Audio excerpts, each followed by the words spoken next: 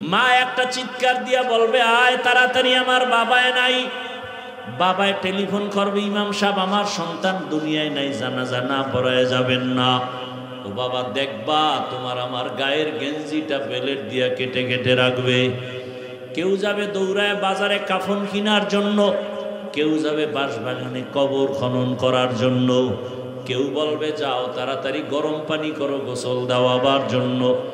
এরে আল্লাহর বান্দারা, জীবনের শেষ গোসল তোমাকে আমাকে দিয়া সাদা কামনের প্যাকেট বানায় যখন খাটিয়ে উঠায় জানাজার ময়দানে নিবে, জানালা দিয়া মা ডাকবে আর বলবে, আমার বাবার লাশটা তোরা কোথায় নিয়ে যাও? জীবনের শেষবারে আমার একটু দেখায় যে বাবার চেহারাটা দেখি। চোখের পানি ছেড়ে মা কাঁদবে আর বলবে, আমারে আম্মু বলিয়া ডাক দেওয়ার মতো আর কেউ রইল না। আমার সন্তান যখন আমাকে মা বলিয়া ডাকে, আমার কলিজা ঠান্ডা হয়ে যায়। ও আল্লাহর বান্দারা, কবরে রাখার পরে সবাই যখন চলে যাবে, ওই কবরে তোমার কই বন্ধু, কই মা, কই বাবা কেউ নাই। এখনো সময় আছে, অন্ধকার কবরে নেক আমল নিয়ে যাও। আল্লাহর কাছে ইবাদতের দরজা খুলিয়া গাইতে থাকো। যদি ইবাদত ছাড়া যাও, কবর কবর থাকবে না রে বাবা, জাহান্নামের আগুনের গর্ত হয়ে যাবে। আল্লাহর কাছে মন খুলে তওবা করো। জীবনে মনের শখে গুনাহ তো কম করো নাই। মনে মনে আল্লাহকে বলো, হে মালিক, জীবনে বহু গুনাহ করে ফেলেছি।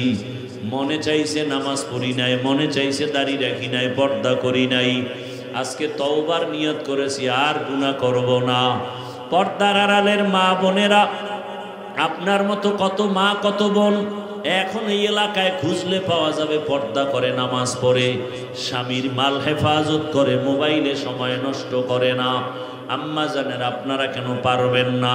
ও যুবক, তোমার মতো কত যুবক এখনো দেখো র্যাব, আর্মি, পুলিশ, বিডিআরের চাকরি করে, আলেম না, নামাজি অভাব নাই। তোমার মতো যুবক রাস্তায় গাড়ি চালায়, নামাজ পড়ে, বলো তুমি পারো না কেন? তোমার মতো যুবক তাকায় দেখো নদীর মধ্যে মাছ ধরে, নামাজ ছাড়ে না, তুমি কেন পারো না? তোমার মতো যুবক তাকায় দেখো ব্যবসা করে, নামাজি। তোমার মতো যুবক চাকরি করে, নামাজ পড়ে। তোমার মতো যুবক কত চেয়ারম্যান, মেম্বার, এমপি, মন্ত্রী, ওসি, ডিসি, নামাজি। বলো তুমি কেন পারবো না? মনে মনে আমার আল্লাহর কাছে তওবা করো। মরিয়া গেল আর নামাজ ছাড়বা না, দাড়ি কাটবা না, বেপরদায় চলবা না। মা বাবার দোয়া নিয়া, শিক্ষকের দোয়া নিয়া, ওলামায়ে কেরামের দোয়া পরামর্শ নিয়া, নবীজির আদর্শ মানিয়া চলবো। আল্লাহ পাকের এক বান্দি জীবনভর গুনাহ করেছে। গুনাহ এমন কোন গুনাহ নাই করে নাই। বান্দা না বান্দি? এলাকার সবাই জানে নারী বড় খারাপ, এত খারাপ, নিজে গুনাহ শুধু করেই না, এলাকার পরিবেশটাকেও নষ্ট করে ফেলে। এমন নারী নাই? আল্লাহ হেদায়েত দান করুন। ওই আল্লাহর বান্দি জীবনভর গুনাহ করেছে। একদিন রাস্তা দিয়ে হাঁটতেছে, হঠাৎ করে তাকায় দেখে রাস্তার পাশে একটা কুকুর পানির পিপাসায় কান্না করে। জাহান্নামী নারীটার অন্তরে মায়া লাগছে, মায়া। দৌড়াচ্ছে, একটু পানি পান করাবে, কুকুরের মন ঠান্ডা করবে, কলিজা ঠান্ডা করবে। আল্লাহর বান্দি খুঁজতে খুঁজতে কোথায় পানি পাবে, গিয়া দেখে বহুদূর একটু পানির কূপ পেয়েছে। পানির কূপের থেকে পানি উঠাবে, কিন্তু পানি অনেক নিচে, উঠাবার কোনো পাত্র নাই। হঠাৎ মাথায় বুদ্ধি চলে আসছে, ওই জাহান্নামী নারীর পায়ে ছিল চামড়ার মোজা।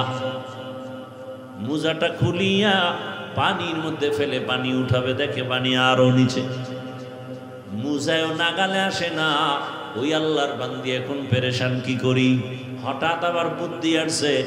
মহিলাদের আবার হঠাৎ বুদ্ধিটা ভালো, যদিও বেশি ব্যাস লাগায়, হঠাৎ বুদ্ধি ভালো, গভীর বুদ্ধি কম। আল্লাহর বান্দির হঠাৎ বুদ্ধি আসলো যে মাথায় আমার একটা বিশাল বড় ওড়না লাগানো। কি লাগানো? মাথায় এক ওড়না। ছোট না বড়? জাহান্নামী নারী মাথায় ওড়না পরে রাস্তায় হাঁটে, তাও বড় ওড়না। আর আমার দেশের বোনেরা ওড়না নাই, ওড়না নাই, বড় তো পরের কথা, যাও পরে তা গলার মাফলা বানায় ফ্যাশন হিসাবে, পর্দা করে না। ওই আল্লাহর বান্দি জাহান্নামী নারী মনে আছে? পানি উঠাবার জন্য পায়ের মোজা খুলল, এরপরে মোজার সাথে ওড়নার এক অংশ দিয়া বাঁধলো, এরপরে পানি উঠাইয়া কুকুরের পান করালো। নবীজি হাদিসে বলতেছেন, ও সাহাবায়ে কেরাম, মহিলা জাহান্নামী, কিন্তু কুকুরকে পানি পান করানোটায় আল্লাহ এত খুশি। মনে আছে কোন কথার থেকে আনছিলাম? সব ইবাদতের মূল বিষয় কি? আল্লাহরে খুশি করা। ওই জাহান্নামী নারী কুকুরকে পানি পান করানোটা ফরজ না ওয়াজিব না? ও যদি হেঁটে যাইতো কিছুই করার ছিল না, কিন্তু আমার মালিকের কাছে বড় মজা লাগছে, পছন্দ হয়েছে, আমার মালিক বড় খুশি। নবীজি বলেন সাথে সাথে গাইবি আওয়াজ, গাইবের থেকে আওয়াজ আসছে, ও নারী, কুকুরকে পানি পান করানোর কারণে তোমার জীবনের সব গুনাহগুলো মাফ হয়েছে। আতিনা ফি দারে দুনিয়া না হাসান, আতিনা ফি দারে আকবা না হাসান, ইয়া গিয়াসাল মুস্তাগীসি নাহদিনা লিফতিখারা বিল উলুমে ওয়াল গিনা। हर गोरी देने को तू तैयार है, जू न मांगे उससे तू बेजार है। বাবারে করোনা আক্রান্ত করে ফেলেছে, এত পরিমাণ অবস্থা খারাপ যে স্কুল পর্যন্ত বন্ধ, কলেজ বন্ধ, চাকরি বন্ধ, ব্যবসা বন্ধ, ফ্যাক্টরি বন্ধ, গাড়ি বন্ধ। আপনাদের মনে আসেনি ওই বিপদের মুহূর্তে আল্লাহর কোরআনের একটা মাদ্রাসাও বন্ধ হয় নাই? সত্য কথা স্বীকার করতে কষ্ট লাগে না? কার বরদোয়া যে কপালে লাগছে আল্লাহই জানে। ভাইরা আমার, বাবারে করোনা আক্রান্ত করে ফেললো, শিক্ষিত দুই কুলাঙ্গার সন্তান বাবার কাছে যায় না, করোনা মরার ভয়, ট্রিপল মাস্ক লাগায় বসে আছে। ওই সময় এলাকার গরিবদের টাকা দিয়ে বলে, বাবার লাশটা রাস্তায় ফেলে দাও। লাশটা রাস্তায় নেওয়ার পর ওই লাশ জানাজা হলো না, কুকুর খেলো। কুলাঙ্গার এই শিক্ষিত আর খবর নেয় নেই। ভাইরা আমার, বাবার লাশ ওখানে আর দেখলো না, কি হলো? সেই সময় আমার দেশের টুপিওয়ালা আলেম ওলামারা আমার দেশের শত শত করোনার লাশ নিজেদের কাঁধে নিলেন, গোসল করালেন, কাফন পরালেন, জানাজা পড়ায়া কবরে দাফন করেছেন। একজন হুজুরেও করোনায় মরে নাই। মিথ্যা বলছি? কোন হুজুর না খায় মরছে? আল্লাহ চোখের সামনে দেখায় দিলেন। এই দুনিয়ায় ওলামায়ে কেরাম জাতির চূড়ান্ত বন্ধু। এবার আরো একটু কথা বলি। গোটা দুনিয়াটাকে পরিচালনা করেছেন সুলাইমান নবী। কোনদিন শুনছেন? শুনেন নাই? এই ঘটনা কোরআনে আছে। মিশরের অর্থমন্ত্রী হইয়া দায়িত্ব পালন করছেন রাষ্ট্রের ইউসুফ নবী। শুনছেন? ঘটনা কোরআনে আছে। গোটা দুনিয়াটা পরিচালনা করছেন বাদশাহ জুলকারনাইন। শুনছেন? আমার রসুল মদিনার রাষ্ট্র পরিচালনা করেছেন। শুনছেন? ঘটনা ইসলামে আছে। কেন বলেন রাষ্ট্রের ব্যাপার ইসলাম দুর্বল? আপনার ইসলামটাকে খাটো করেন কেন? আপনি যে ইসলামের দাবিদার মুসলিম, আপনার ইসলামকে আপনি ছোট করেন কেন? আপনি রাজনীতি ইসলামেরটা করেন না, সেটা ভিন্ন, কিন্তু ইসলামের রাজনীতি নাই বলা যাবে না, বরং পৃথিবীতে শ্রেষ্ঠ এবং পবিত্র রাজনীতি মানে ইসলামী রাজনীতি। যেই নীতির মধ্যে কোরআন নাই, রসুলের আদর্শ নাই, সেটা রাজনীতি নয়, দুর্নীতি আর পেট নীতি।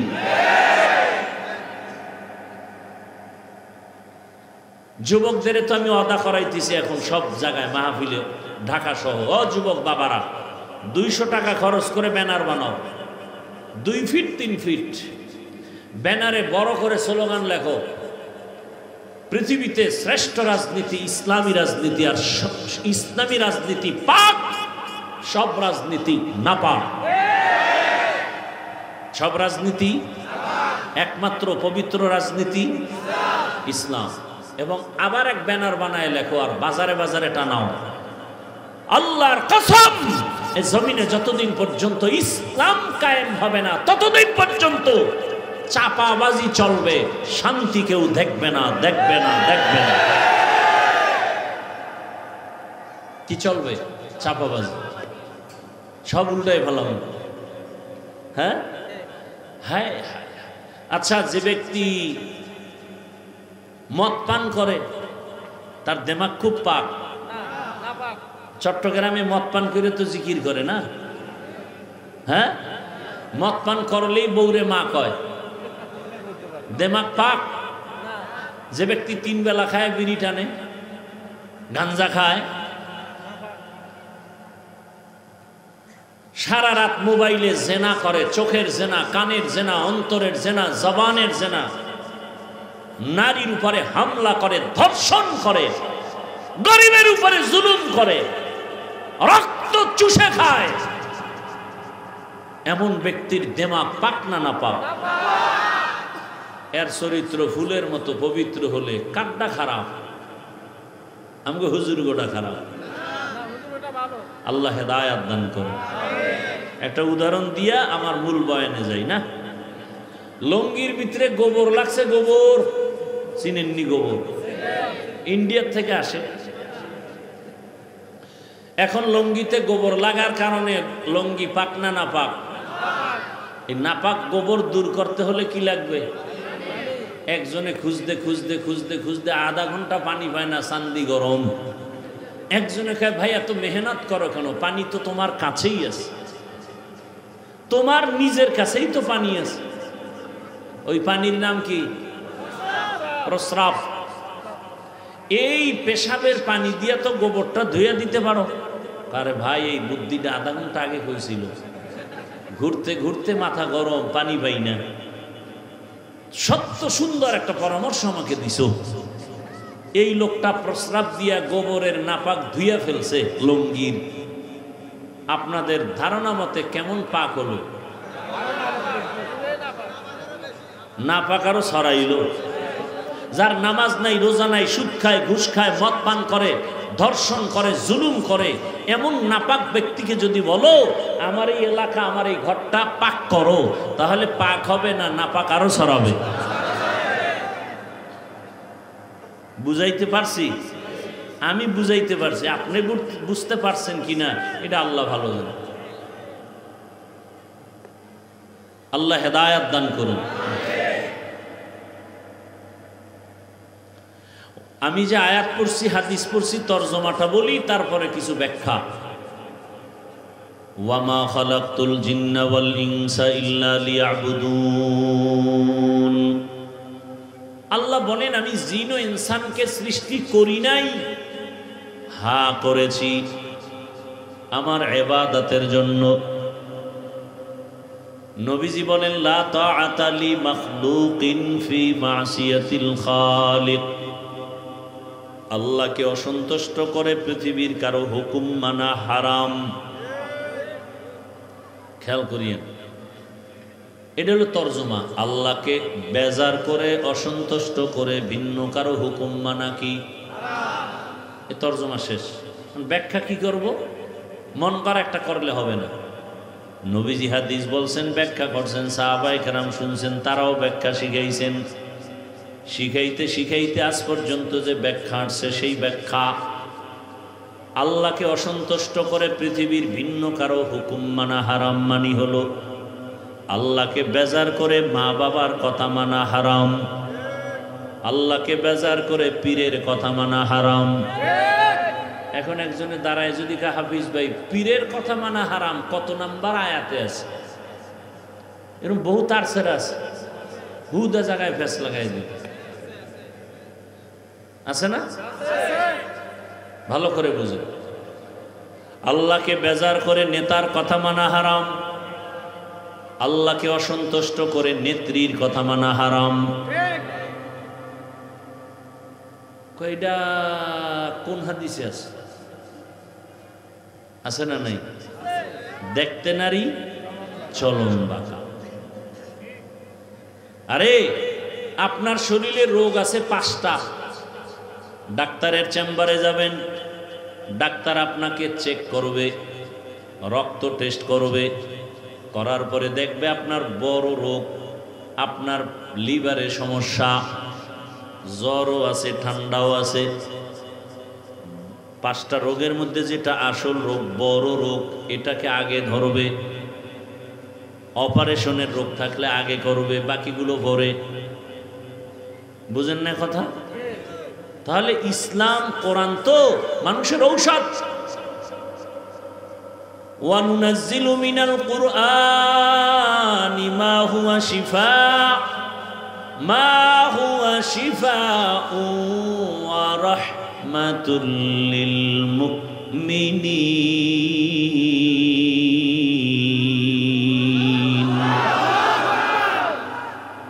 আল্লাহ বলেন, আমি কোরআনে যা অবতীর্ণ করলাম এটা আমার ঔষধ। ঔষধ সেবন করে যারা রোগী তারা, সুস্থ মানুষ কখনো ঔষধ সেবন করে না। তাহলে দুনিয়ার সবাই রোগী, দুনিয়ার সব মানুষ রোগী কেন? বলে ঈমান নাই। কত ঈমান আলারাও কি রোগী? বলে হ্যাঁ। কেন? বলে ঈমান আছে, আমল নাই। এরা আমলের অভাবের রোগী।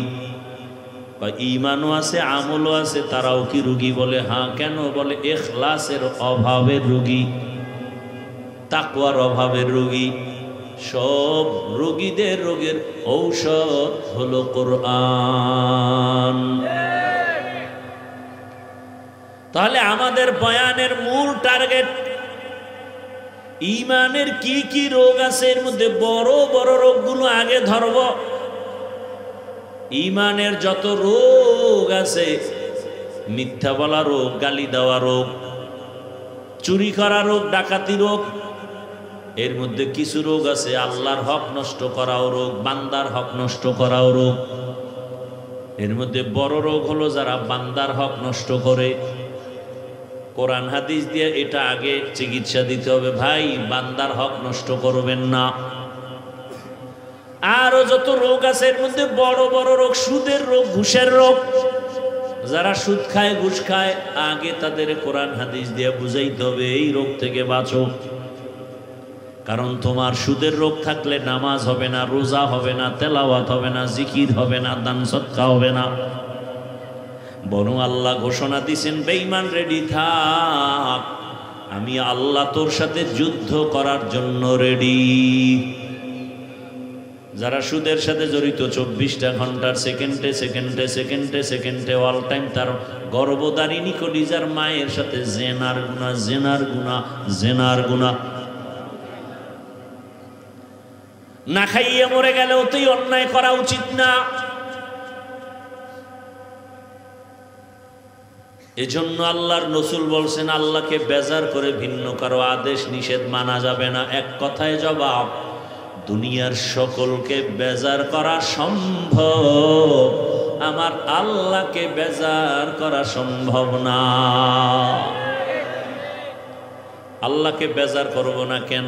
আল্লাহ আপনার আমার উপরে অনেক দয়া করেছেন, যেই দয়া মা করে নাই। বাবায় করে নাই, শিক্ষক করে নাই। আল্লাহ এই পরিমাণ দয়া করেছেন, এখনো করতেছেন, আরো করবেন। দুনিয়াতেও করবেন, মরণেও করবেন, কবরেও করবেন, হাসরেও আল্লাহ দয়া করবেন। যেই দয়ার কোনো শেষ নাই। ওয়া ইন তাউদ্দু নি'মাতাল্লাহি লা তুহসুহা। যে আল্লাহ তো দয়া করলেন, একই মায়ের সন্তান, একই মায়ের সন্তান, ভাই বোনের মধ্যে কারো চোখে সমস্যা, কারো পায়ে সমস্যা, কারো জবানে সমস্যা হতে পারেনি। আল্লাহ আপনার দুইটা চক্ষু ভালো রাখছেন, কত দয়া করছেন। সামান্য একটু ঠান্ডা লাগলে, মাথা ব্যথা করলে দোকানদারি আর ভাল লাগে না, ঘুমও আসে না, মাথা গরম। আল্লাহ পাক আপনাকে আমাকে এত সুন্দর দুটো চক্ষু দান করেছেন। যার চক্ষু সমস্যা জিজ্ঞেস করেন চোখের মূল্য কত। আমি মাঝে মাঝে বলি, আল্লাহরে যারা দেখতে চাও, দুনিয়ায় দেখা যাবে না, তবে ঘেরান পাওয়া যাবে। ওই আল্লাহর ঘেরানটা যদি পাইতে চাও, ঢাকার পঙ্গু হসপিটালে মাঝে মাঝে যাইয়া দেখিও আমার আল্লাহ কেমন। কারো পা রডের সাথে বাঁধা, কত লাইনের মানুষ, আমার আল্লাহ কত দয়া করেছেন। তোমার আমার খেদমতের জন্য সূর্য বানায় দিছেন, আমার গোলামির জন্য পানি দিছেন, বাতাস দিছেন।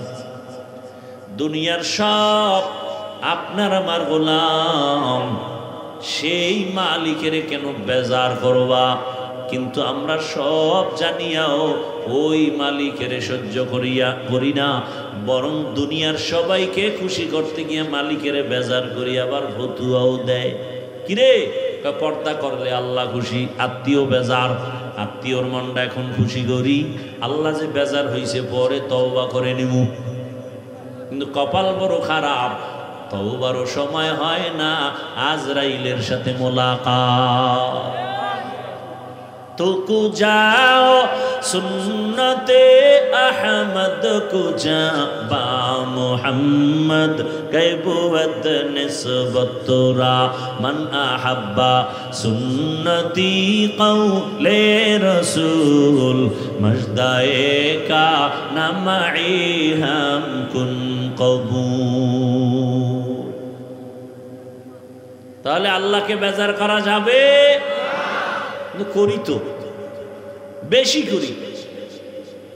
দাড়িটা ফালায় দিলে আমার আল্লাহ বেজার, আত্মীয় খুশি। আত্মীয়র মন রক্ষা করার জন্য জাকাত আল্লাহরে বেজার করে, আবার উল্টা ফতুয়া দেই, কয় দাড়ি না রাখলে অসুবিধা কি? তোর মতো বান্দারে আমার মাওলা জাহান্নামে দিলে অসুবিধা কি? আল্লাহ হেদায়েত দান করেন, আরো জোরে বলেন। তাহলে আল্লাহকে বেজার করা যাবে? আল্লাহকে খুশি করিয়া চলাটাই বান্দার কাম।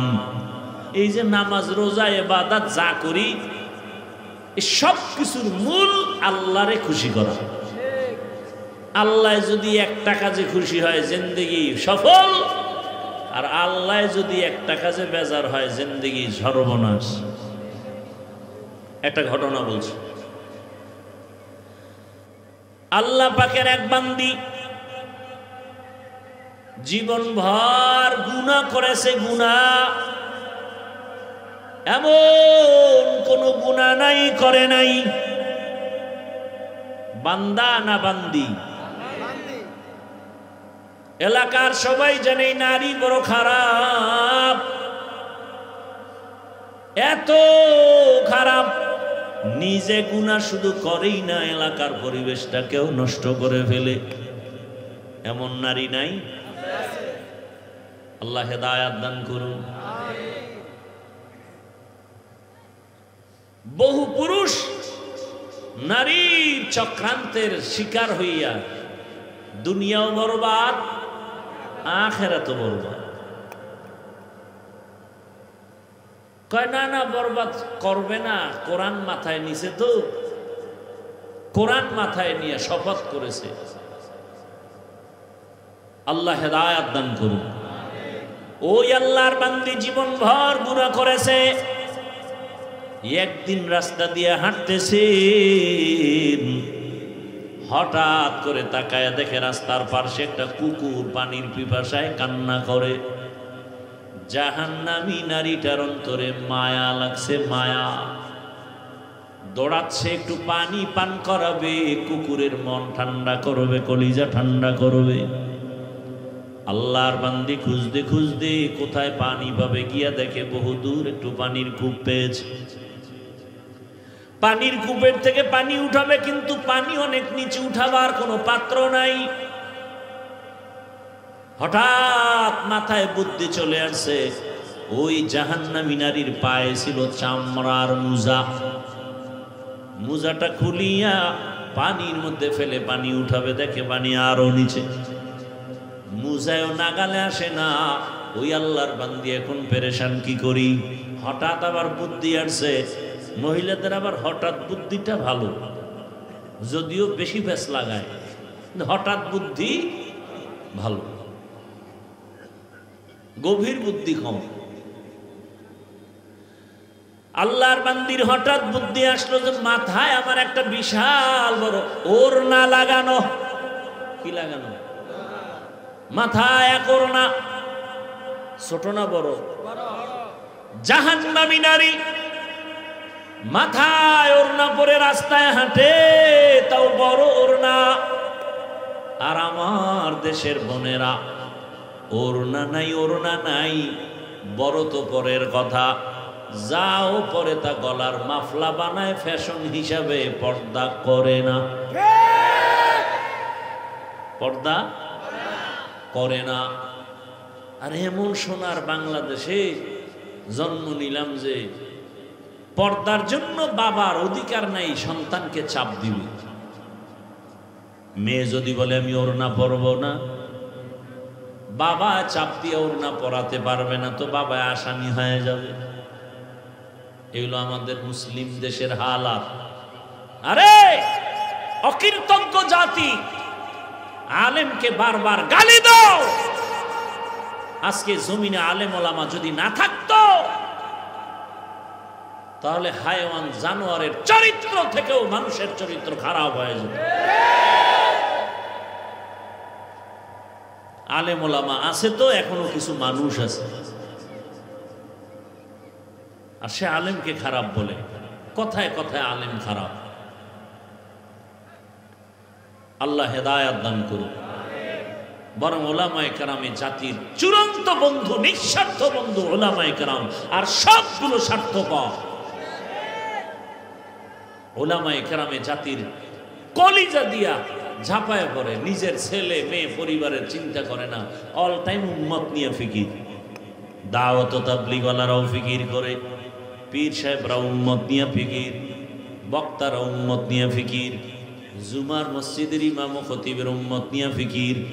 এত পরিমাণ প্রচেষ্টা চালায়, নিজের চিন্তা নাই, বাড়ির চিন্তা নাই, খানার চিন্তা নাই,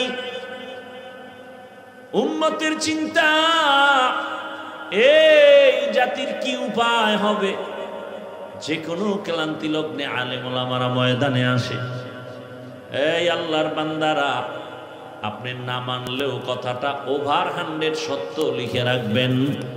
এই জমিনে মানুষের কল্যাণে আলেম ওলামারা যতবার মাঠে আসছে, প্রত্যেকটা আন্দোলনে তারা সফল হয়েছে। কোন নাস্তিক, কোন মুরতাদ, কোন বেঈমান, ইসলামের দুশমনরা সফল হতে পারে নাই। এই কি গোপন কথা?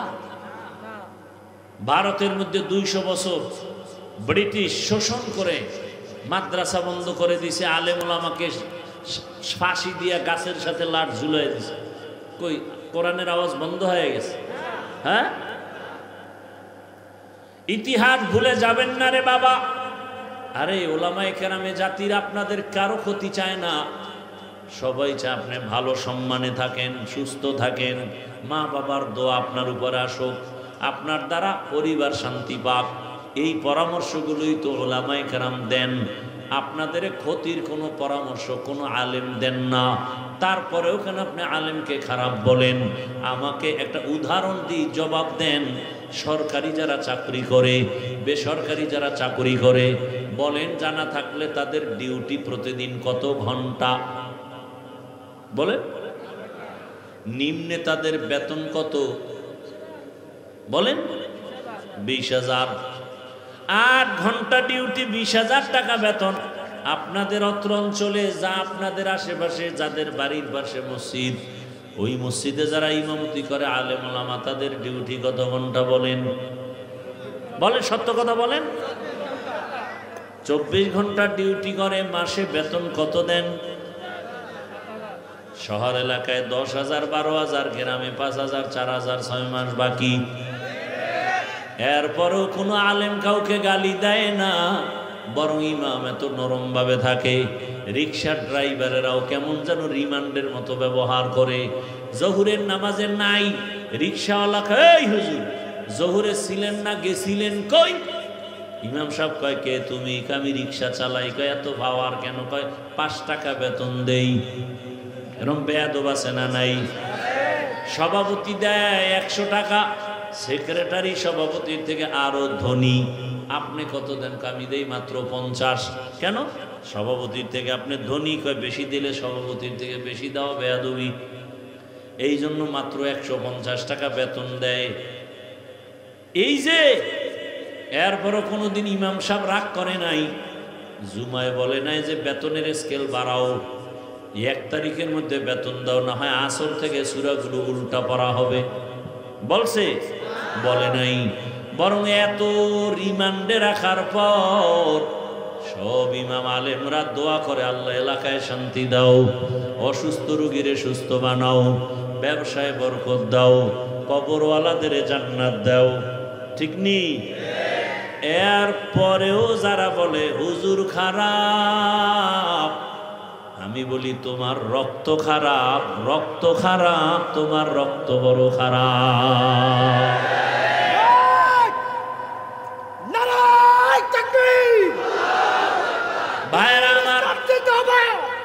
ভাইরা আমার, এজন্য বললাম, আমি যদি এভাবে একটা একটা সারা রাত আমি আপনাদের শুনাইতে থাকি, শেষ করা যাবে না। কপাল বড় খারাপ, বুঝার চেষ্টাও করি না, বুঝিও না, বুঝার চেষ্টাও করি না, বরং উল্টা বিরোধিতা করি। ঠিক নেই? কিন্তু আলেম ওলামারা ভোর রাত্রে কান্না করে, আল্লাহর কাছে সবার জন্য দোয়া করে, ও আল্লাহ প্রত্যেকটা মানুষকে তুমি হেদায়াত দাও, তোমার একটা বান্দাও যেন কষ্ট না পায়। ওরে ব্যবসায়ীর জন্য দোয়া। কোন আলেম ব্যবসায়ীর উপরে জুলুম করে না, কোন আলেম কোন মানুষের সাথে খারাপ আচরণ করে না। প্রথমেই যে কথাটা বলে সালাম, মানে শান্তির দোয়া করে। এরে নবীর আশিক, ওই আল্লাহর বান্দি জাহান্নামী নারী, মনে আছে? পানি উঠাবার জন্য পায়ের মোজা খুলল, এরপরে মোজার সাথে ওড়নার এক অংশ দিয়া বাঁধলো, এরপরে পানি উঠাইয়া কুকুরের পান করালো। নবীজি হাদিসে বলতেছেন, ও সাহাবায়ে কেরাম, মহিলা জাহান্নামী, কিন্তু কুকুরকে পানি পান করানোটায় আল্লাহ এত খুশি। মনে আছে কোন কথার থেকে আনছিলাম? সব ইবাদতের মূল বিষয় কি? আল্লাহরে খুশি করা। ওই জাহান্নামী নারী কুকুরকে পানি পান করানোটা ফরজ না ওয়াজিব না? ও যদি হেঁটে যাইতো কিছুই করার ছিল না, কিন্তু আমার মালিকের কাছে বড় মজা লাগছে, পছন্দ হয়েছে, আমার মালিক বড় খুশি। নবীজি বলেন, সাথে সাথে গাইবি আওয়াজ, গাইবের থেকে আওয়াজ আসছে, ও নারী, কুকুরকে পানি পান করানোর কারণে তোমার জীবনের সব গুনাহগুলো মাফ হয়েছে।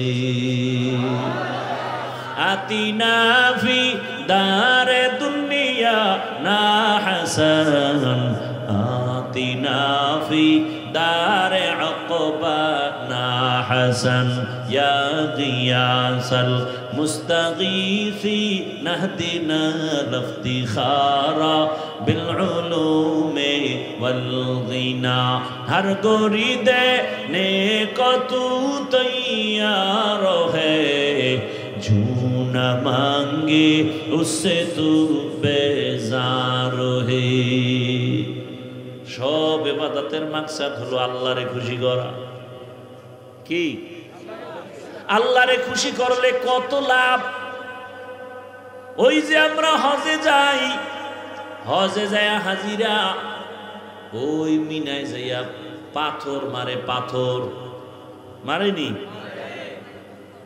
7টা করে পাথর মারে 3টা পিলার ওখানে শয়তান তো নাই কিন্তু ইসমাইল নবী পাথর মারছেন ইব্রাহিম নবী মারছেন এই জন্য আল্লাহর কাছে মজা লাগছে আল্লাহ স্মৃতি হিসাবে কিয়ামত পর্যন্ত কায়েম রাখছে বাইতুল্লাহ যারা উমরায় যায় বাইতুল্লাহটা তাওয়াফ করার পর সাফা মারওয়ায় সাই করা লাগে 7টা চক্কর দেওয়া লাগে নবীজি একদিন চক্কর দিয়া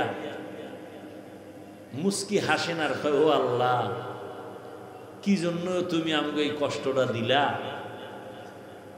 আম্মাজান ইসমাইল নবীর মা হাজেরা যদি দৌড় না দিতেন আল্লাহ এই আইন কোথা থেকে আনতেন কেন করলেন দৌড়াইতে অনেক অনেক কষ্ট 7টা চক্কর দিলে খবর হয়ে যায় আমরা জুয়ানরাও পারতে বড় কষ্ট লাগে ওই সাফা মারওয়ার সাই আল্লাহ কয় হাজেরা দৌড় দিছেন আমার কাছে বড় ভালো লাগছে মজা লাগছে আমি হাজেরার দৌড়ে খুশি আমি আল্লাহ এটাকে স্মৃতি হিসাবে কিয়ামত পর্যন্ত রাখছি যেই হাজি ওমরা করো আর হজ করো হাজেরার দৌড়ের জায়গায় যদি দৌড় না দেও হজ কবুল হবে না ভাইরা আমার তো আল্লাহ খুশি হওয়া এটাই আমার মাকসাদ এজন্য আল্লাহ বলেন ওয়ামা খালাকতুল জিন্না ওয়াল ইনসা ইল্লা লিয়াবুদুন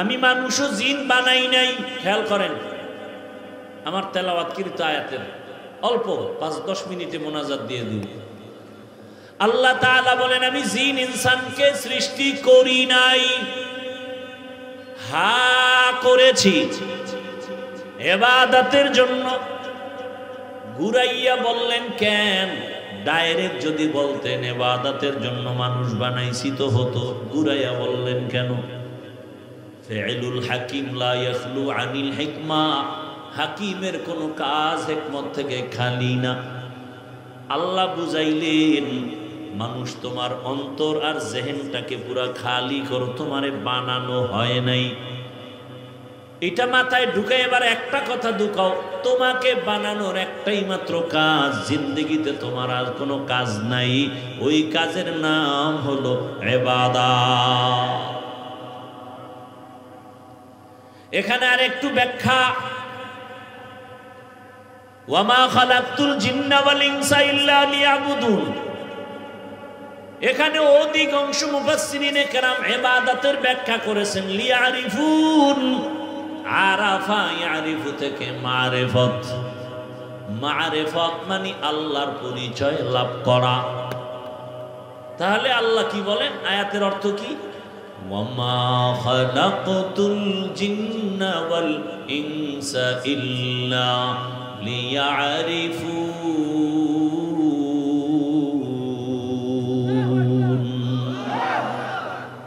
আল্লাহ বলেন আমি মানুষ ও জিন বানাইছি মারিফত অর্জনের জন্য মারিফত মানে পরিচয় লাভ করা কার পরিচয় এখন প্রশ্ন যদি মারিফতের জন্য আমগো বানায় থাকে তো ডাইরেক্ট মারিফতের কথা বললেন না কেন ইবাদত বইলা ঘুরাইয়া বললেন মারিফত কেন ইবাদত বললেন কেন ডাইরেক্ট মারিফত বলতেন মুফাসসিরিনে কেরাম এখানেও জবাব দেয় যে আল্লাহ যে মারিফত মাকসাদ নিয়ে ইবাদত শব্দ দিয়ে বলছেন, উদ্দেশ্য নিছেন মারিফত, কারণ হলো মারিফতের দরজা বান্দা ইবাদত ছাড়া খুলবে না। শরীয়তরা মুকদ্দম দার আকনু মারিফত আজ শরীয়ত নিস্তে বেরু শরীয়ত হো তরিকত হো তমামি হकीकत में মুহাম্মদ কি গোলামি। তাহলে মারিফত অর্জনের জন্য কি লাগবে? ইবাদত ছাড়া মারিফত হবে না। আর আমার আল্লাহ গায়বের মালিক জানতেন এই জমিনে এমন একটা সময় আসবে মানুষ ইবাদত ছাড়া মারিফতের দাবি করবে। বর্তমানে আমগো সোনার বাংলায় বহু মারিফতের সম্রাট আছে, ইবাদত নাই। আছে না নাই? কারণ নামাজের বদল নামাজ একবার পড়লেই হয়।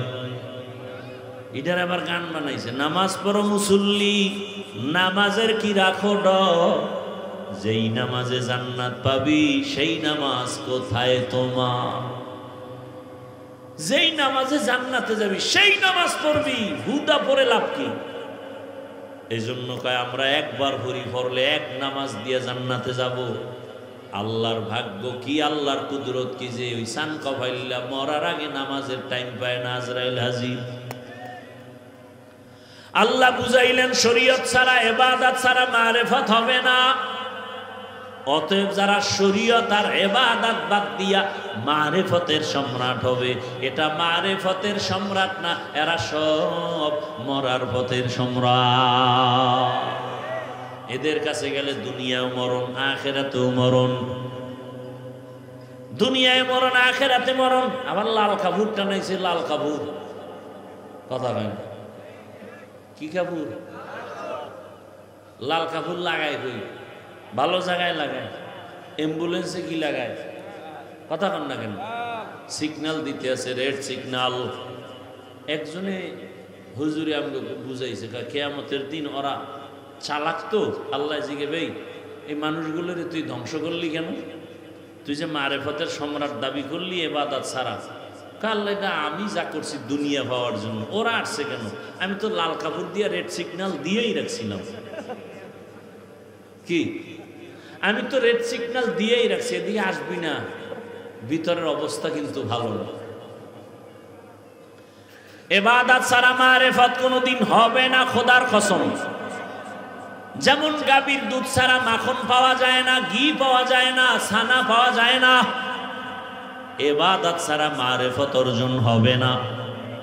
ব্যাখ্যা করব না, আরো সময় আছে, আরো ব্যাখ্যা করেছি আমি, এখানে আর করব না, টাইম নাই, আপনাদেরও ধৈর্য নাই। শুনেন, আমি ইবাদতের জন্য যে আল্লাহ বানাইছেন খেয়াল করেন। তিনটা কথা এখানে আছে, এই তিনটা কথা বলতে কতটুকু সময় যাবে জানি না, যতটুকু তাড়াতাড়ি পারি বলবো। ইবাদতের জন্য আল্লাহ বানাইছেন, তাহলে আপনার আমার জীবনে কাজ কয়টা? নাম কি? এখন আমি জানবো ইবাদত কি, ইবাদত কেন, ইবাদত কিভাবে, ইবাদত কি আমার জানতে হবে। অনেকে বলে মসজিদে ঢোক, তসবিহ হাতে ল, পাগড়ি লাগা, জিকির কর, ইবাদত ফাইনাল, আর বাইরে কোনো ইবাদত নাই। ভালো করে বুঝেন ইবাদত কি, ইবাদত কেন, ইবাদত কিভাবে। তিনটা কথার জবাব নেন। এক নম্বর জবাব, ইবাদত কি? বাস্তব জীবনে প্রত্যেকটা মানুষের জন্য আল্লাহর হুকুম বাস্তবায়ন করার নাম ইবাদত। প্রত্যেকটা ক্ষেত্রে আল্লাহর হুকুম কায়েম করার নাম। এবার আমাকে বলেন, আল্লাহর হুকুম নাই এমন কি কাজ আছে? কি? বাথরুমে গেলে বুঝি আল্লাহর হুকুম নাই, ব্যবসা আল্লাহর হুকুম নাই, চাকরিতে আল্লাহর হুকুম নাই। তাহলে আল্লাহর হুকুম বাস্তবায়ন করার নাম ইবাদত। দুনিয়ার সব কাজ আমার আল্লাহর হুকুম মতো করো তো ইবাদত হবে। জীবনে আল্লাহর হুকুম বাস্তবায়ন করার নাম ইবাদত। দ্বিতীয় প্রশ্ন হলো, ইবাদত কেন করব? ইবাদত করব কেন? এক নাম্বার উদ্দেশ্য, আমার রবের সাথে হবে মুলাকাত, আর আমরা পুরস্কার হিসাবে পাবো জান্নাত। ইবাদতের মূল টার্গেট কার সাথে মুলাকাত? রবের সাথে মুলাকাত, পুরস্কার পাবো জান্নাত। রবের সাথে মুলাকাত করা আমার মাকসাদ। আমি আবার রবের সাথে মুলাকাত করব। রবের সাথে মুলাকাত না করার ইচ্ছা থাকলে তোমার ইবাদতের কোনো প্রয়োজন নাই। রবের সাথে মুলাকাত দুনিয়ায় হবে না, পরকালে হবে। তবে দুনিয়ায় পাইবা আল্লাহর কুদরতের ঘেরান। আল্লাহর কুদরতের ঘেরান পাইতে হলে তোমার নাক ঠিক করো। আবার আল্লাহর কুদরত মাঝে মাঝে দেখবা, দেখার জন্য তোমার চক্ষু দুইটা ঠিক করো। তেরা আয়না आलमे रंग बू है, जिधर देखता हो उधर तू ही तू है। আল্লাহর মুলাকাতের জন্য ইবাদত করো। কিভাবে করবা? এর জবাব হলো জীবনে তুমি যা করবা, যা বলবা সব ইবাদত হতে হবে নবীজির আদর্শ অনুযায়ী। নবীর আদর্শ ছাড়া জীবনে যা করবেন কোনো ইবাদত হবে না, কাজেও লাগবে না। নবীর আদর্শ মেনে ঘুমায় যান ইবাদত, নবীর আদর্শ মেনে খানা খান ইবাদত, নবীর আদর্শ মেনে বাথরুমে যাবেন ইবাদত, নবীর আদর্শ বাদ দিয়া নামাজ পড়বেন, কাজে লাগবে না। তা কেমন? একজনে মাগরিবের নামাজে দাঁড়ায় চিন্তা করলো 3 রাকাত বেজোর হইরা লাভ কি? আল্লাহকে আরো 2টা সেজদা দিয়া জোর বানায় 4 রাকাত পড়ি। হবে? হবে না। কেন? বলে নবীর আদর্শে নাই। একজনে 30 রোজা রাইখা আবেগ বাইরে গেছে। আল্লাহ যদি 12 মাস রোজার হুকুম দিতেন সব রাখতাম। অন্তত যদি নাও পারি ঈদের দিন রাখি। ঈদের দিন রোজা রাখলে কেমন সওয়াব? কি হারাম? কেন? বলে নবীর তরিকায় নাই। নবীর আদর্শ মানিয়া তুমি ব্যবসা করো ইবাদত, নবীর আদর্শে পানি পান করো ইবাদত, নবীর আদর্শে জুতা পরবা ইবাদত, নবীর আদর্শে তুমি ঘুমাও ইবাদত, নবীর আদর্শে হাসো ইবাদত, নবীর আদর্শে কান্না করো ইবাদত, নবীর আদর্শ মতে বিবাহ করো ইবাদত, নবীর আদর্শে চাকরি করো ইবাদত। ও আল্লাহর বান্দা, জুতা তো আমিও পরবো, আপনারাও জুতা পরবেন, ইবাদত বানাইয়া পড়েন, কষ্টের কিছু নাই। আরে আপনাদের চোখের সামনে তো দেখতেছেন আমরা ইবাদত বানাইয়া করতে গিয়া কই কষ্ট তো দেখি না। ও আল্লাহর বান্দা, আল্লাহর মোহাব্বত লাগবে, না হয় বুঝ কোনোদিন ঢুকবে না। জুতা কেমনে ভরবেন? নবীর আদর্শ মতো বড় ইবাদত। বলে কেমনে? ডান জুতায় ডান পাও আগে ঢুকাও, এরপরে বাম জুতায় বাম পাও ঢুকাও। ঢুকাইয়া যখন কদম দিবা ডান পাও দিয়া বিসমিল্লাহ বলে কদম দাও। নবীর আদর্শ ইবাদত। বাথরুমে যাও কোন পা দিয়া? বাম পা দিয়া ঢুকবা। খালি পায়ে যাইও না, খালি মাথায় যাইও না, খালি মাথায় খালি পায়ে বাথরুমে যাইও না। মাথায় কাপড় দাও, না হয় টুপি দাও, না হয় একটা গামছা লাগাও, একটা কাপড় দিয়ে যাও, জুতা পরিয়া যাও, দোয়া পইরা যাও। কোনো দোয়াও যদি না পারো শুধু বিসমিল্লাহ বলে ঢুইকা যাও। ইনশাআল্লাহ সুন্নত অনুযায়ী বাথরুমে যাও। কোনোদিন বাথরুমে দুর্ঘটনা হবে না। দুর্ঘটনা হয় না? অনেক লোকের হয়, পরিয়া শীত হয়ে গেছে, মাথা ফেটে গেছে, অনেক মানুষ মরিয়া গেছে। বাথরুমে যাইয়া কেমনে বসবা? ইসলাম কত সুন্দর, নবী তাও শিখাইছেন। বাথরুমে যখন বসবা হাঁটুর উপরে কাপড় উঠাইবা না এবং বাম পায়ের উপরে ভর করে বসবা। নবীর আদর্শ মতো বসিয়া পানি খরচ করিয়া এরপরে তুমি আবার ডান পা দিয়া বের হইয়া আলহামদুলিল্লাহ বলে দোয়া পড়ো। পুরা না পারলে অন্তত আলহামদুলিল্লাহ বলো। তোমার বাথরুমের সময়টাও ইবাদত হিসাবে হবে। তুমি ঘুমাইতে যাও ইবাদত অনুযায়ী।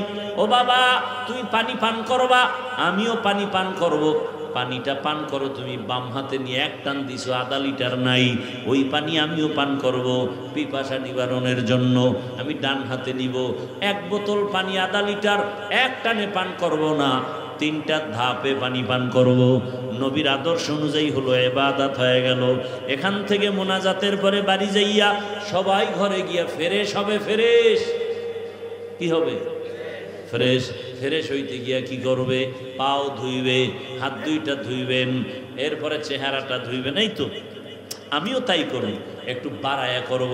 আমি পুরো চেহারাটা সুন্দর করে ধুইয়া, হাতের কনু পর্যন্ত ধুইয়া, পায়ের টাকনু পর্যন্ত ধুবো, আমারটা ওযু হয়ে যাবে।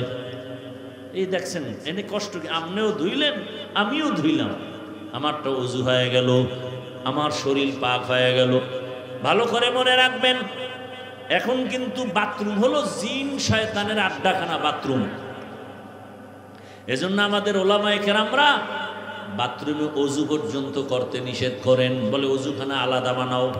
না হয় একই বাথরুমের মধ্যে যদি বাথরুম এক জায়গায় থাকে তোমার, আর গোসলখানা ওযুখানাও থাকলে মাঝখানে পার্টিশন লাগাও, বাথরুম আলাদা, কিছু না পর্যন্ত পর্দা লাগাও, বাথরুম আলাদা ভাগ করে দাও, গোসলখানা ওয়াশরুম আলাদা ভাগ করো, একই জায়গায় ভাগ করো, পর্দা লাগাও।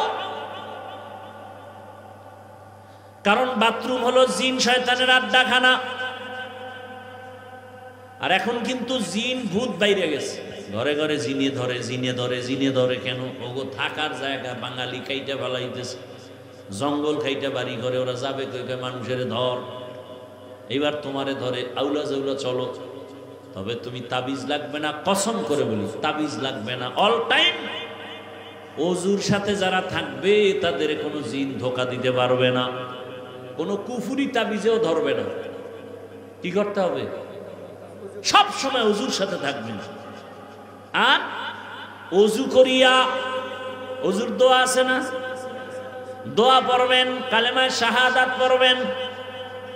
এরপরে পারলে একবার দরুদে ইব্রাহিমী পড়বেন, পড়িয়া দরুদে ইব্রাহিমী পইরা দোনো হাতের তালুতে ফু দিবেন, ফু দিয়া চেহারার উপরে ঘুরায় নিবেন, অনেক বরকত পাবেন। বললাম না এখানে সবাকে মানবেন না, হুদা বইলে লাভ কি?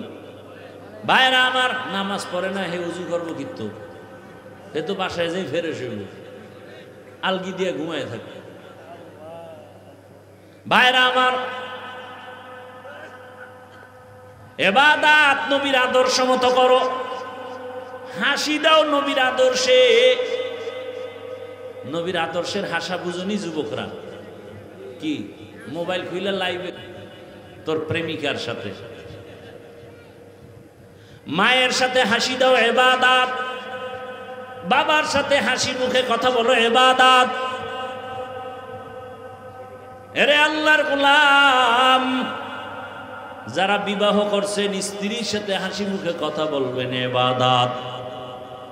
কয় টাইম কই? মোবাইল চালাইই তো ঘুমানোর টাইম পাই না। আল্লাহর ইবাদতের মাকসাদ আমার মালিকের মুলাকাত। ও আমার কলিজার যুবক, কয়দিন আর দুনিয়াতে বাঁচবারে বাবা? এতক্ষণ চিল্লাইয়া যে বয়ান করি, একবারও বলি নাই সবাই আমার মতো টুপি লাগাও, দাড়ি লাগায় হুজুর হইয়া কওমি মাদ্রাসায় যাও। বলছি? একবারও বলি নাই তাবলিগে যেতেই হবে, না হয় জাহান্নাম। একবারও বলি নাই তুমি পীরের কাছে যাও, না হয় জাহান্নাম। সারা বাংলাদেশের যুবকদের বলি, বাবারা তুমি স্কুলে পড়ো, কলেজে পড়ো, চাকরি করো, ব্যবসা করো, বাধা নাই। তবে ওখানে থাইকা তুমি ডাক্তার হও, ইঞ্জিনিয়ার হও, প্রফেসর হও, এসপি হও, ডিসি হও, তবে একটা ছোট দাবি, বাবা বেয়াদব হইও না। ডাক্তার হয়ে যদি বেয়াদব হও, তাসনিমার মতো জুতা খেয়ে দেশ থেকে পালাতে হবে। এমন সান কপাল যে মরার পরে লাশটাও জমিনে আসার নিশ্চয়তা নাই। ডাক্তার হও, বেয়াদব হয় না। ইঞ্জিনিয়ার হও, বেয়াদব হয় না। প্রফেসর হও, বেয়াদব হয় না। ওই ঢাকা কলেজের প্রফেসর আহমদ শরীফ কত বড় গাদ্দারি করে মরল, কবরও কপালে জুটে নাই, কবর হয় নাই। ও আল্লাহর বান্দারা, বলতে পারো হাফিজ ভাই ডাক্তার হব বেয়াদব হব না, ইঞ্জিনিয়ার হব বেয়াদব হব না, প্রফেসর হব বেয়াদব হব না, তার ব্যাখ্যা কি? ব্যাখ্যা হলো 3 জায়গায় বেয়াদবি করা যাবে না। 1 নাম্বার মা বাবা, দ্বিতীয় শিক্ষক, তৃতীয় তোমার উলামায়ে কেরাম। এই 3 জায়গায় বেয়াদবি যদি করো তোমার জীবনটা মরার আগেই ধ্বংসের পথে চলে যাবে। ও আমার যুবক বাবারা, রাস্তায় অনেক পাগল মাঝে মাঝে দেখি উলঙ্গ ইংলিশে কথা বলে, অনেক পাগল দেখি উলঙ্গ আরবিতে কথা বলে। চিন্তায় পড়ে গেলাম পাগল কেন ইংলিশ বলে? আসলে ইংলিশ শিখে নাই, বরং লেখাপড়ার জীবনে ভালো ছাত্র ছিল, বেয়াদবি করিয়া রাস্তার পাগল হয়ে গেছে। এজন্যই বলি বাবা, মা বাবার সাথে বেয়াদবি যদি করো আর মা বাবায় যদি ব্যথা পাইয়া একটা নিঃশ্বাস ছাড়ে, তোর জীবন ধ্বংসের জন্য এই নিঃশ্বাসটাই যথেষ্ট। শিক্ষক যদি নিঃশ্বাস ফেলে জীবন ধ্বংস, ওলামায়ে কেরাম যদি তোমার আচরণে কষ্ট পায় একটা নিঃশ্বাস ফেলে তোমার জীবন শেষ, মরার আগে ধ্বংস শুরু হয়ে যাবে। এরে নবীর উম্মতের দল, ওই মা বাবার দোয়া নিয়া, শিক্ষকের দোয়া নিয়া, ওলামায়ে কেরামের দোয়া নিয়া নবীর আদর্শ মেনে সামনে আগাও। কয়দিন আর দুনিয়ায় বাঁচবা, মনের শখ লাগায় তো গুনাহ কম করো নাই। মনে চাইছে দাড়ি রাখবা না রাখো নাই, মনে চাইছে নামাজ পড়বা না পড়ো নাই, মনে চাইছে পার্কে পার্কে দৌড়াবা দৌড়াইছো, মনে চাইছে সারা রাত মোবাইলে গুনাহ করবা করেছো। কিন্তু জানো না কোন দিন আজরাইল আসবে। কয়েকদিন আগে না তোমরা দেখছো ফেসবুকে তোমরা চালাও, বিদেশ থেকে টাকা স্বর্ণের অলংকার নিয়ে আসছে দেশে। এয়ারপোর্টে নামার পরে সন্তান পরিবারেরা গাড়িতে নিয়ে আসলো, বাড়ি যাওয়ার আগে আগে গাড়িটা পানির মধ্যে পড়ে গেছে, সন্তানও মরে গেল, স্ত্রীও মারা গেল। লোকটা টাকা স্বর্ণ নিয়ে কাঁদে। মানুষ বিবাহ করিয়া খাইয়া না খাইয়া থাকলেও একসাথে থাকলে একটা আনন্দ। আমি টাকার লোভে চলে গেলাম বিদেশ, অনেক বছর পরে আসছি, টাকা নিয়ে আসছি আনন্দ করে আবার যাব, কিন্তু আমার কপাল এত কেন খারাপ যে আমার নিজের হাতে আমার সন্তানটা মরে গেল, আমার চোখের সামনে স্ত্রী মরে গেল। এই জীবন দিয়ে কি লাভ হবে? কয়েক বছর আগে এই বাংলাদেশে পুরা দেশের মধ্যে একটা রাতের বেলা তুফান হয়েছিল, নাম দিয়েছিল চিত্রাং। চিত্রাং নামের তুফান যখন শুরু হলো, 8 বছর পর একটা যুবক ছেলে আসছে বাড়িতে, ডুপ্লেক্স একটা বিল্ডিং করছে, আগামী শুক্রবার বিল্ডিং উঠবে, দোয়া করাবে, হুজুরদেরও দাওয়াত দিছে। মাত্র 2-3 দিন বাকি। বিল্ডিং এর পাশে মিস্ত্রি ডবল দিয়ে ওভার ডিউটি করায় কাজ শেষ করতেছে। রাতের বেলা পাশে একটা টিনের ঘর, টিনের ঘরের মধ্যে একটা চৌকি, চৌকির উপরে স্ত্রী, মাঝখানে একটা বাচ্চা আর স্বামী, এই যুবক, এই 3 জন ঘুমাচ্ছিল। আগামী শুক্রবার বিল্ডিং উঠবে, 8 বছরের সব কামাই বুঝি বিল্ডিং। তুমি সুস্থভাবে বয়ান শুনো, আগামীকাল আল্লাহ না করুন বুঝাবার জন্য বলি, যদি খবর হয়ে যায় ঘুমের মধ্যে তুমি আমি নাই, মা একটা চিৎকার দিয়া বলবে আয় তাড়াতাড়ি, আমার বাবায় নাই। বাবায় টেলিফোন করবে, ইমাম সাহেব আমার সন্তান দুনিয়ায় নাই, জানাজা না পড়ায় যাবেন না। ও বাবা দেখবা তোমার আমার গায়ের গেঞ্জিটা বেলেট দিয়া কেটে কেটে রাখবে। কেউ যাবে দৌড়ায় বাজারে কাফন কেনার জন্য, কেউ যাবে বাঁশবাগানে কবর খনন করার জন্য, কেউ বলবে যাও তাড়াতাড়ি গরম পানি করো গোসল দেওয়াবার জন্য। এরে আল্লাহর বান্দারা, জীবনের শেষ গোসল তোমাকে আমাকে দিয়া সাদা কামনের প্যাকেট বানায় যখন খাটিয়ে উঠায় জানাজার ময়দানে নিবে, জানালা দিয়া মা ডাকবে আর বলবে আমার বাবার লাশটা তোরা কোথায় নিয়ে যাও?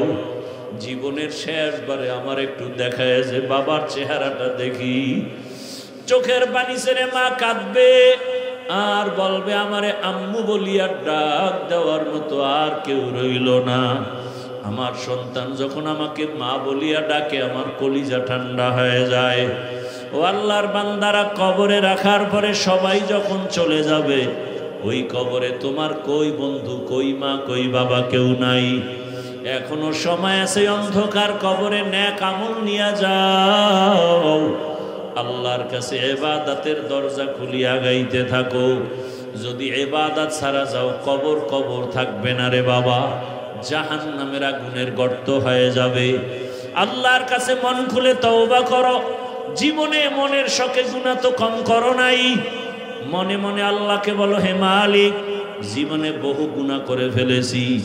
মনে চাইছে নামাজ পড়ি নাই, মনে চাইছে দাড়ি রাখি নাই, পর্দা করি নাই। আজকে তওবার নিয়ত করেছি, আর গুনাহ করব না। পর্দার আড়ালের মা বোনেরা, আপনার মতো কত মা কত বোন এখন এই এলাকায় খুঁজলে পাওয়া যাবে, পর্দা করে, নামাজ পড়ে, স্বামীর মাল হেফাজত করে, মোবাইলে সময় নষ্ট করে না। আম্মা জানেন, আপনারা কেন পারবেন না? ও যুবক, তোমার মতো কত যুবক এখনো দেখো র্যাব, আর্মি, পুলিশ, বিডিআরের চাকরি করে, আলেম না, নামাজি অভাব নাই। তোমার মতো যুবক রাস্তায় গাড়ি চালায়, নামাজ পড়ে, বলো তুমি পারো না কেন? তোমার মতো যুবক তাকায় দেখো নদীর মধ্যে মাছ ধরে, নামাজ ছাড়ে না, তুমি কেন পারো না? তোমার মতো যুবক তাকায় দেখো ব্যবসা করে, নামাজি। তোমার মতো যুবক চাকরি করে, নামাজ পড়ে। তোমার মতো যুবক কত চেয়ারম্যান, মেম্বার, এমপি, মন্ত্রী, ওসি, ডিসি, নামাজি, বলো তুমি কেন পারবো না? মনে মনে আমার আল্লাহর কাছে তওবা করো। মরিয়া গেল আর নামাজ ছাড়বা না, দাড়ি কাটবা না, বেপরদায় চলবা না। মা বাবার দোয়া নিয়া, শিক্ষকের দোয়া নিয়া, ওলামায়ে কেরামের দোয়া পরামর্শ নিয়া, নবীজির আদর্শ মানিয়া চলবো। আল্লাহর কাছে মন খুলে যদি তওবা করতে পারো, আমার আল্লাহ তওবার দরজা খুলিয়া মাফ করে দিবেন। আল্লাহ তওবাওয়ালা জিন্দেগি দান করেন, গুনাহ মুক্ত জীবন দান করেন।